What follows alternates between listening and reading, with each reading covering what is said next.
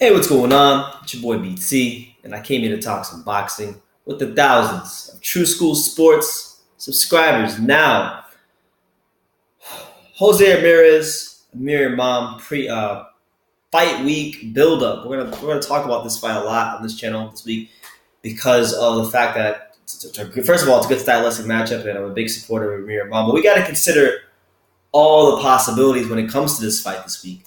Amir Imam, ever since he lost to Adrian Granados in 2015, has pretty much just been taking tune-up fights on the low. None of them have been on television. This will actually be, believe it or not, his fight on ESPN this Saturday will be the first time he's been on television, like network television or any sort of like Showtime, whether it be Showtime, ESPN, any sort of high-level network television since he lost to Granados on the undercard of James DeGale versus Lucien Bute. So, that being said, man, it's big for him. You know, first of all, it's gonna be a good crowd there because it's gonna be on St. Patrick's Day.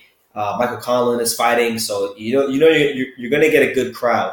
So he's gonna be in a big fight in a neutral site. Thankfully for him, he doesn't have to go to Fresno. But with that being said, you look at the styles. Look at the style of a guy like Jose Ramirez, and you compare it to a guy like Adrian Granados. Okay.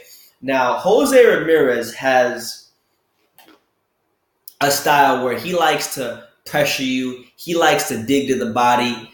In many ways, you could probably even say that Jose Ramirez is a better, more polished version of Adrian Granados. So that begs the question: if he is, if from what we've seen of him, although we gotta make sure we specify this as well. He hasn't fought the level of opposition Adrian Granados has fought, but from a skill standpoint, from just how he throws his punches, his posture, where he's at in the ring, he seems to be a more polished version of Adrian Granados. So if that guy is a more polished version of Adrian Granados, does that spell disaster for Amir Imam? Now, the answer to that question lies within Amir Imam. How has Amir Imam actually improved as a fighter since he lost to Adrian Granados? Now, you can go pull up a couple of his fights, or at least one of them. He fought Wilfredo Acuna in Pittsburgh at Teamsters Hall, this random small venue in Pittsburgh, Pennsylvania.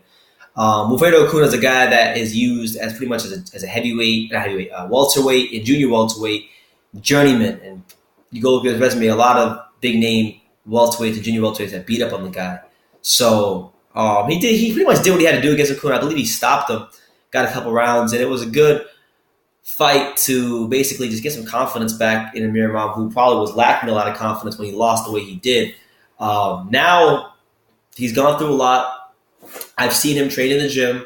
I've interviewed him probably more than anybody on planet Earth since he lost to Granados. And I think he's in a better place spiritually and emotionally since he lost to Granados, in my opinion.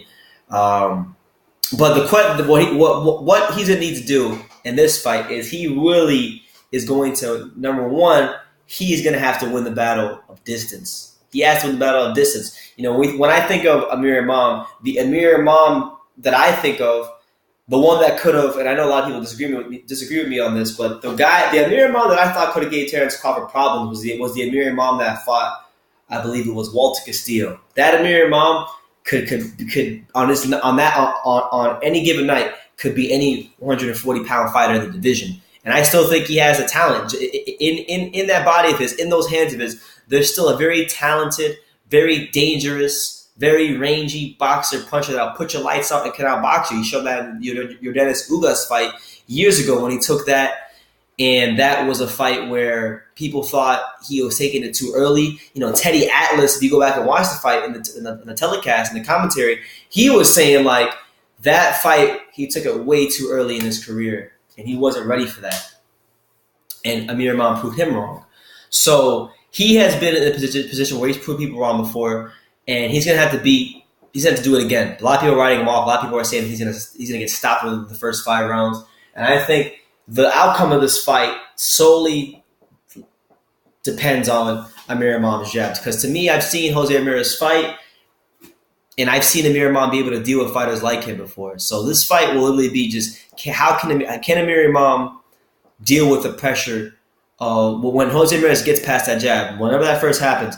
Will he be able to take it to the body? Will he be able to handle himself on the inside? Will he clinch? Will he do the necessary things to neutralize this man?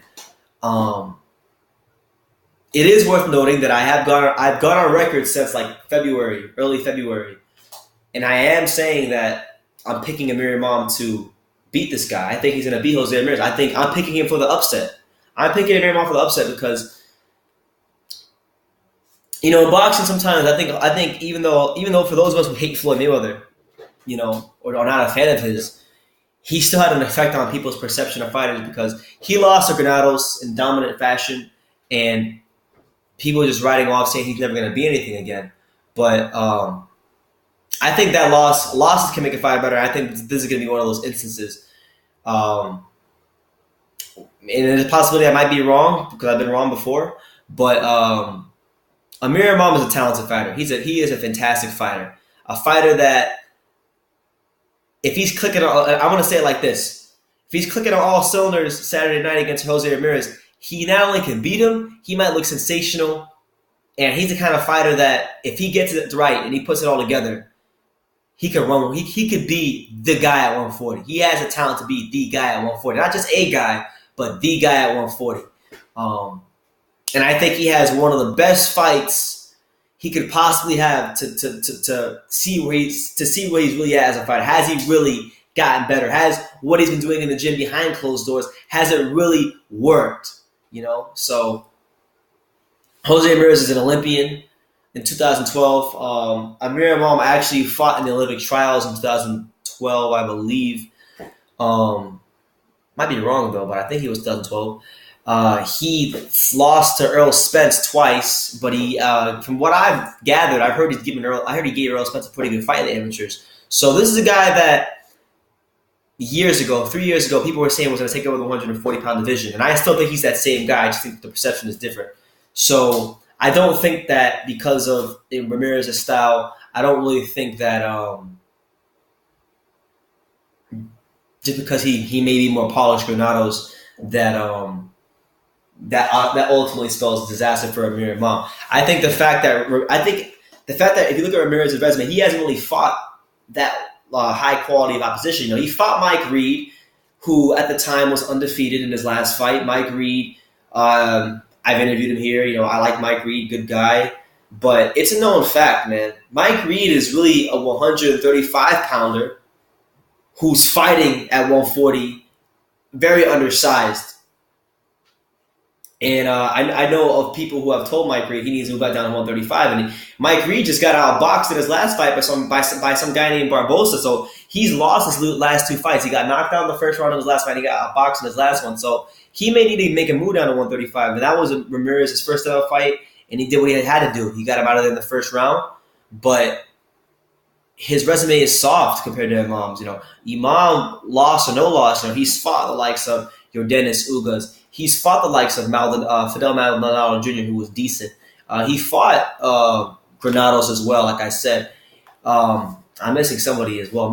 Walter Castillo. Fought Walter Castillo. So with that being said, he has good ring experience. In terms of the experience he has in the ring, it's superior to what Ramirez has done in the pros. And if he touches Ramirez, we don't really know. If he touches Ramirez with that right hand, because he has one punch. Amir Imam has one punch knockout power. He can put your lights out with one punch. He fights very similar to Tommy Hearns, and he's got that one punch factor. So that's to me what makes the fight interesting. It makes you got Jose Ramirez, who's the fantastic body puncher. He likes to get on the inside. Fighting a guy who's long, lanky, rangy, and dangerous, who has a one-punch knockout power. So stylistically, I think this is one of the best fights that's been made thus far in boxing, and I'm hoping we get a good fight on Saturday night. But I'm picking Amir Imam via upset victory, and I think that Saturday night, if he's clicking on all cylinders, is going to be the night that Amir Imam reannounced himself to the 140-pound division, and that the boxing world starts jocking him again. And I've been telling you guys the whole time here, he's still a fantastic fighter. So Let me know what you guys think in the comments down below. Take the time to subscribe. And like I say in every video, you can love me or you can hate me, but I'm just a kid from Daniel. So until next time, take care, guys.